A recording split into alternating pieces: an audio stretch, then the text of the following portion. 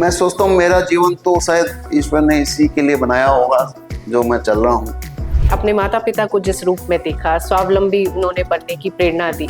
अगर हम एक एक व्यक्ति, अगर 2 बच्चों को भी हम संभालने का काम कर लें, जो हम आर्थिक रूप से संपन्न जो लोग हैं, तो हम अगर ये सोचें कि मैं 2 बच्चों का जीवन सुधार दूं, उनको पढ़ाई के लिए उनकी व्यवस्था कर दूं। और बाल संबल जो संस्था है वो समाज के गरीब तबके के उन लोगों को, उन बच्चों को पढ़ाने के लिए एक संस्था है जहाँ पे वो अपना सर्वांगीण विकास प्राप्त कर सकते हैं। अपने लिए जिए तो क्या जिए, तू जी ए दिल जमाने के लिए। ये पंक्तियां हैं एक बहुत ही पुराने गीत की, और कितनी सार्थक पंक्तियां हैं उन लोगों के लिए जो समाज को देना जानते हैं।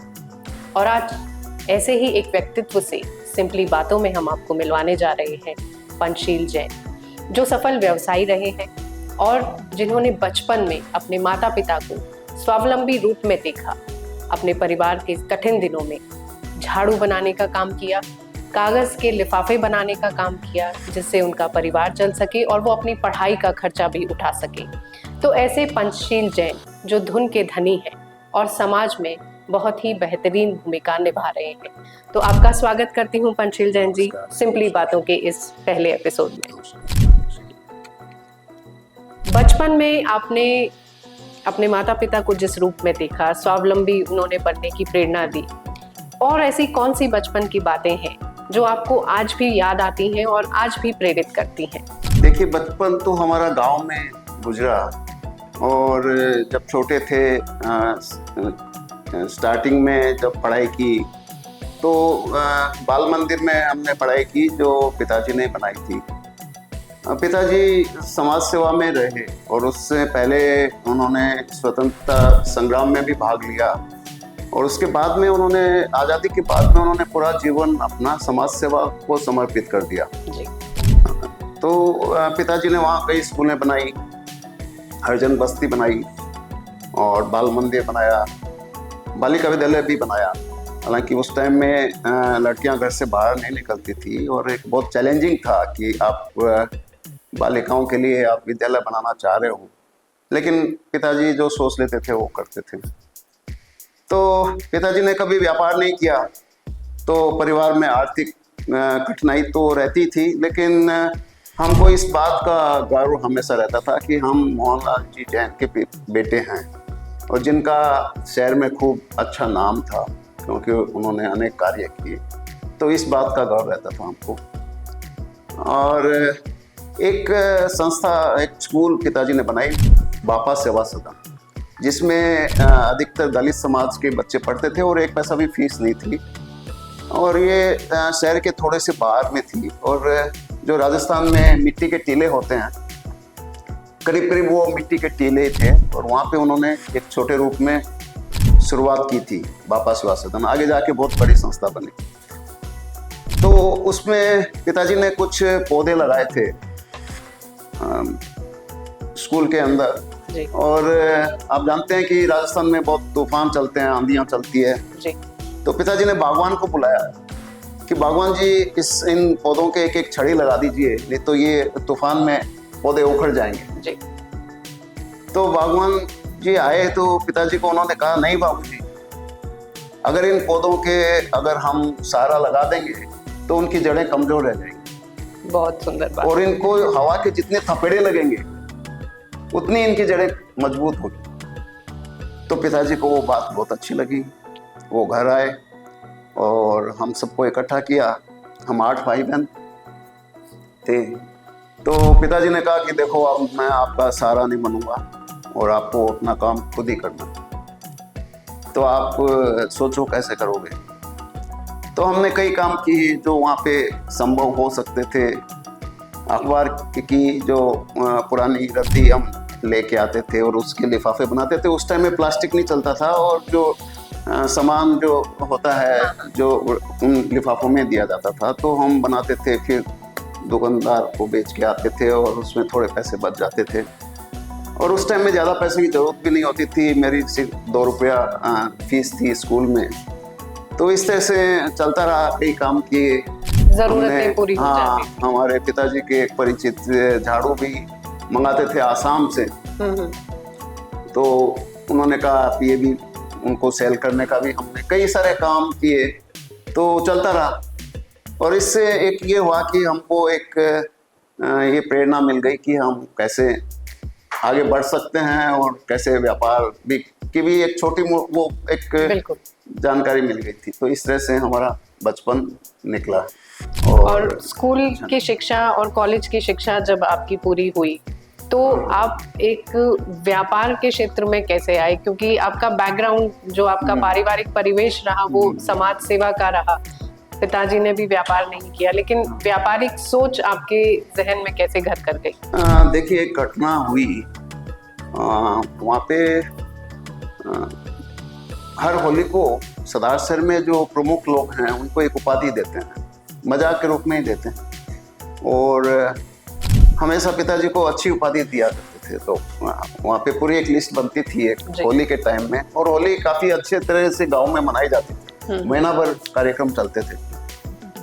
तो एक साल पिताजी को ऐसी उपाधि थी जो बहुत ही अच्छी नहीं थी, हमको अच्छी नहीं लगी, बहुत ही गलत थी, और वो हमारे दिल पे काफ़ी लगी। और मेरे को याद है, मैं 2-3 दिन स्कूल भी नहीं गया था कि बच्चे मेरे को कुछ बोलेंगे इस बारे में। तो उसी दिन से दिल में ये पक्का कर लिया था कि हम पैसे कमाने, वो दिल में तो था ही। और मैं वहाँ पे कुछ टाइम में PUC होती थी, प्री यूनिवर्सिटी, तो वो करके फिर मैं कलकत्ता चला गया था। करीब करीब वहाँ पे ऐसा ही रिवाज था हमारे गांव में कि 10वीं पास की और उनको कलकत्ता भेज देते थे, वहाँ पे गद्दियों में काम करो और काम आगे बढ़ो ऐसी। तो मैं कलकत्ता चला गया था और कलकत्ता से मैंने फिर BCom किया और वहाँ पे सर्विस की। बहुत छोटी सर्विस थी, करीब 150 रुपये ही मिलता था। और चूँकि मैं वहाँ पे भी पढ़ता भी था तो इसलिए मैं जल्दी निकल जाता था, इसलिए मेरे को कम पैसे मिलते थे जी। उससे काम नहीं चलता था, तो मेरे बाबा जी भी 100 रुपया मेरे को देते थे हर महीने। और इस तरह वहाँ पे BCom की, BCom के बाद फिर सर्विस रही, फिर हमने व्यापार भी किया। तो व्यापार की जो शुरुआत हुई, हाँ, वो सबसे पहला काम आपने क्या किया? व्यापारिक एक व्यवसायी के तौर पे सबसे पहला जो खरीद बेच का काम, हाँ, जिसको हम बोलते हैं, हमने वहाँ पे कुछ इलेक्ट्रिकल्स आइटम सप्लाई का काम किया था। जो जहाँ मैं सर्विस करता था जी, करीब वही आइटम थे, लेकिन हमने ये संकल्प लिया था कि जहाँ मैं सर्विस कर रहा हूँ उनके कस्टमर के पास मैं नहीं जाऊँगा, नए लोगों के पास जाऊँगा। हालांकि लाइन वही थी और हमने वहाँ पे सप्लाई का काम किया। और हालांकि बहुत डिफ़िकल्ट था क्योंकि हमारे पास पूंजी नहीं थी।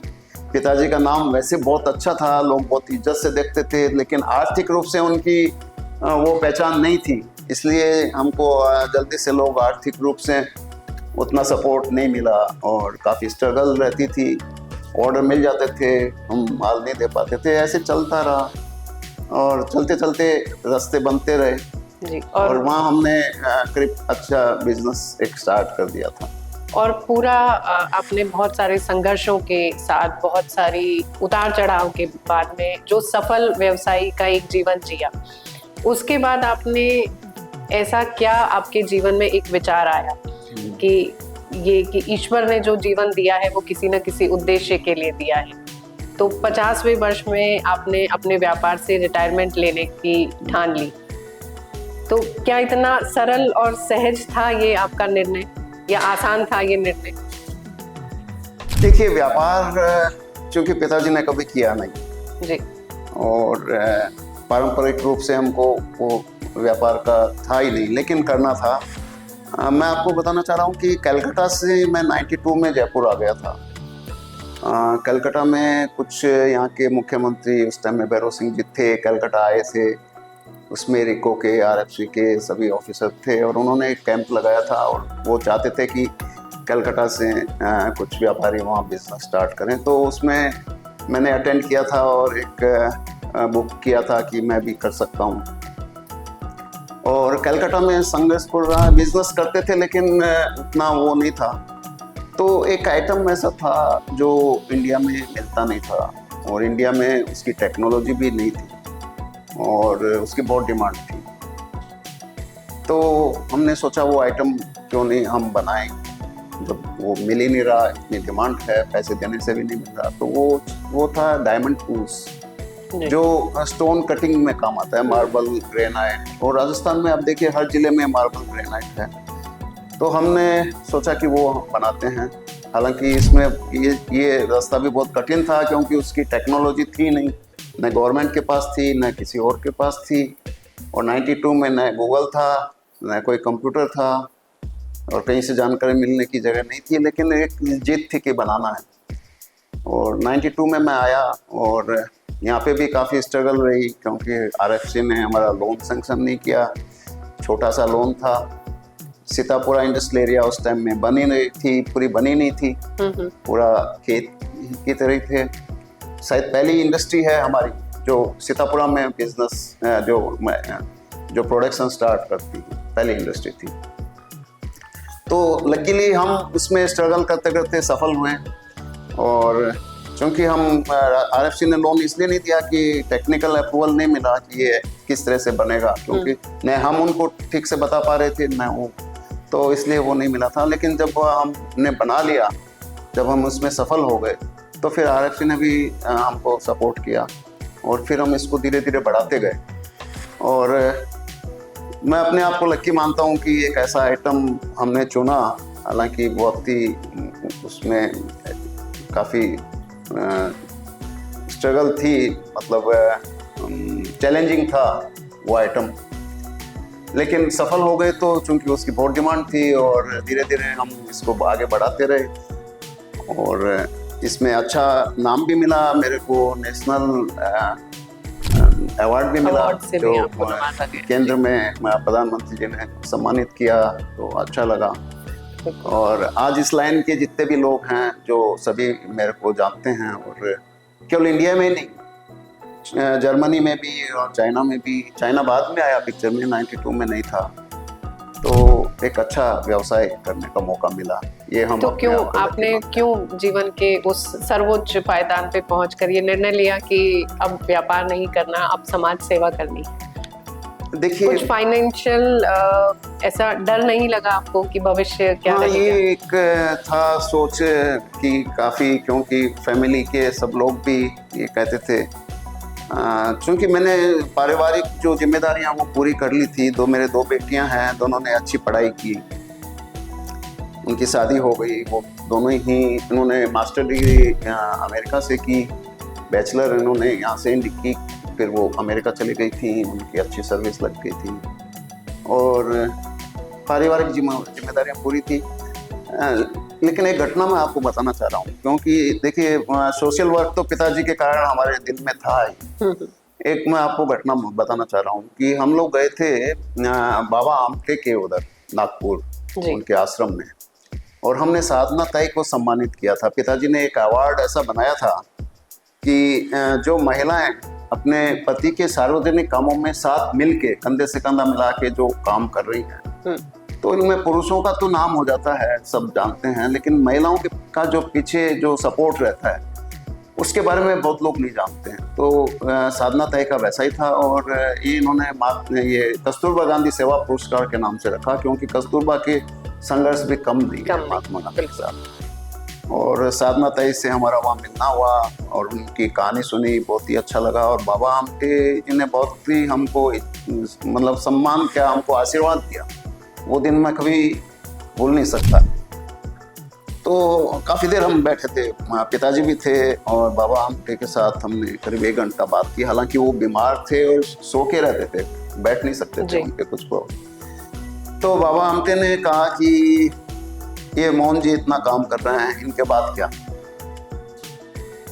तो मैंने बाबा आमटे से कहा कि मैं अभी तो व्यापार में लगा हुआ हूँ, लेकिन मैं 50 का हो जाऊँगा तब मैं छोड़ दूँगा, और 50 के बाद में मैं फिर सार्वजनिक काम करूँगा। तो बाबा आमटे को वो बात ऐसे तो अच्छी नहीं लगी।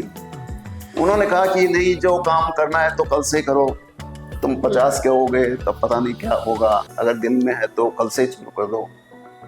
तो बहुत सारी चीज़ें होती है व्यापार को समेटना करना, या परिवार की भी सारी व्यवस्थाएं करनी कि अगर मैं बिजनेस छोड़ दूंगा तो आगे जाके कैसे चलेगा, तो वो सारी चीज़ें थी। लेकिन मैं लकी हूँ कि मैं कर पाया। तो इस बिजनेस हालांकि काफ़ी अच्छा था, लेकिन जब सोचा हुआ था शुरू किया तो छोड़ दिया।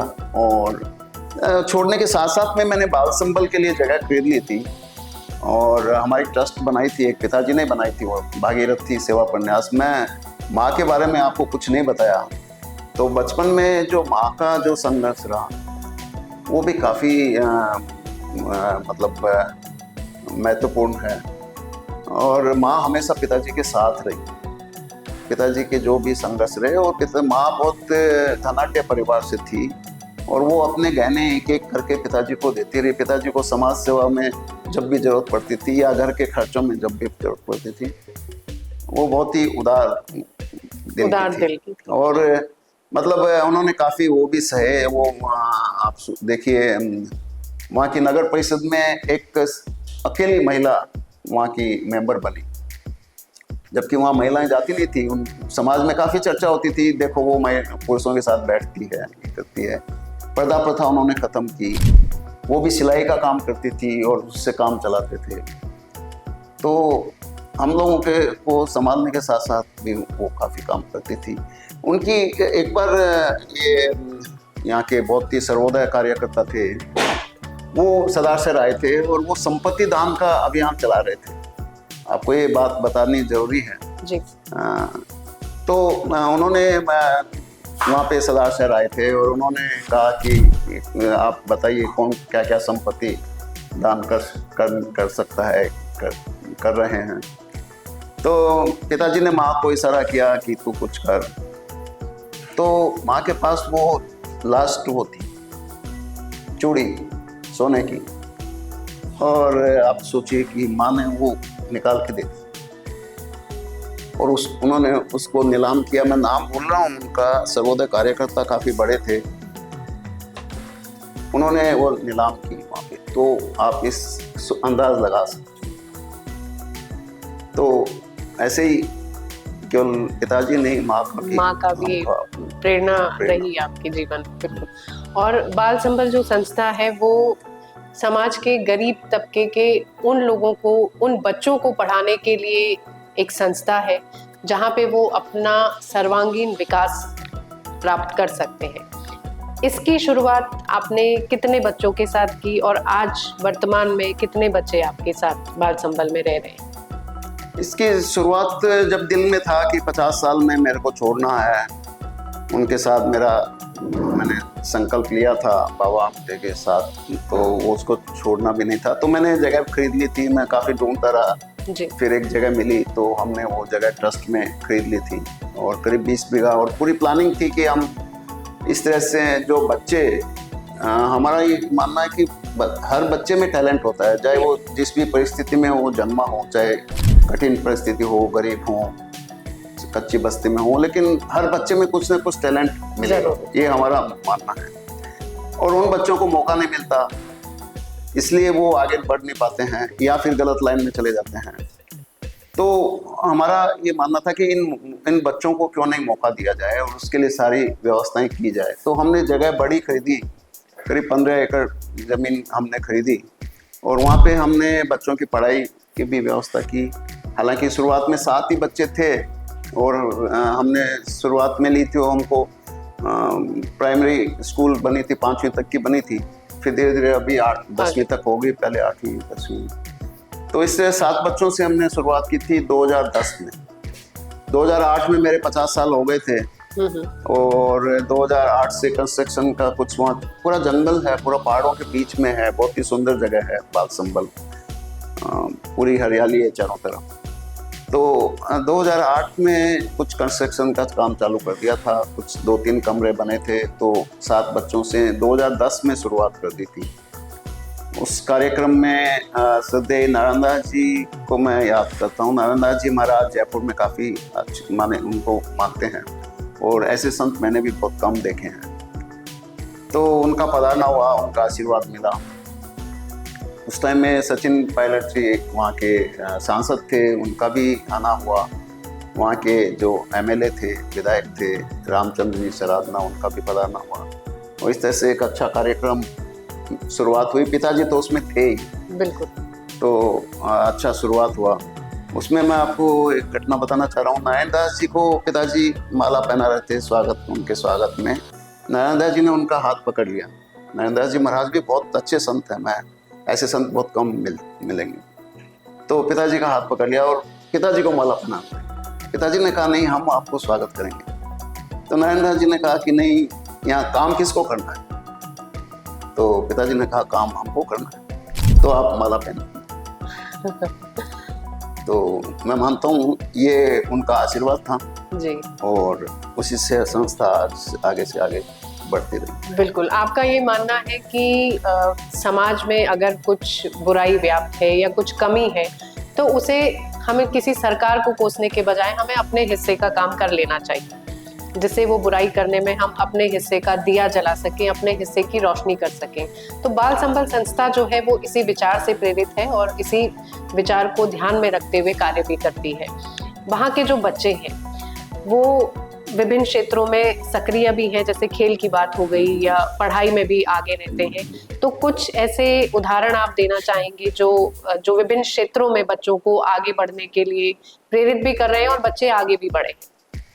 हाँ, जो शुरुआत के बच्चे थे, 7 बच्चे काफ़ी अच्छे हैं, पोजीशन में हैं। और 2 बच्चे नेशनल तक गए, जो भील बच्चे थे, और तीरंदाजी में उन्होंने नेशनल भी खेल के आए। एक बच्चे ने मेडल भी लिया। और वो दोनों बच्चे आज इसकी आर्चरी की ट्रेनिंग दे रहे हैं जी। दोनों अच्छा और अच्छी अर्निंग भी कर रहे हैं। और एक बच्चे ने साइंस ली थी, उसने मास्टर डिग्री ली उसमें, और वो अच्छा सिंगिंग भी करता है, गाता भी है। तो वो बच्चों को सिखाता भी है, संगीत भी सिखाता है, पढ़ाता भी है। इस तरह से बच्चे निकल रहे हैं अभी। और ये शुरुआत के हैं तो बहुत कम 6-7 बच्चे थे। और आगे जो बच्चे हैं, अभी जो बच्चे हैं वो अच्छे निकलेंगे, क्योंकि उसमें बच्चों काफ़ी मेहनत की जा रही है और उनको दिल में है कि हमको कुछ बनना है।